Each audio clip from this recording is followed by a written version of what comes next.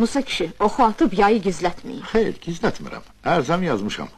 Qoymanı firmadan götürsünlər. Gedib çobanlıq elərəm. Az aşım ağrımaz başım. Onda çox adam arxayınlaşar. Murad da, Feyzi də, elə siz də. Sizdən çox razıyam Musa kişi. Baş ağrısı olmamaq üçün yaxanızı kənara çəkirsiniz. Nə olar, bəlkə də bəzilərinə belə sərfəlidir. Mən səslində elə ona görə gəlmişəm düzünü öyrənim, öyrənəcəyim də. Dünyada düzlükdən gözəl şey yoxdur, amma indi düzlük işləmir qızım. Deməli, boyun qaçırırsınız.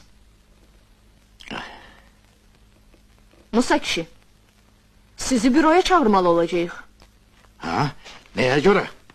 Demişəm ki, Feyzi ərinizin qanadı altında sığınaq tapıb cürbəcür fırıllaqla məşğuldur, ona görə.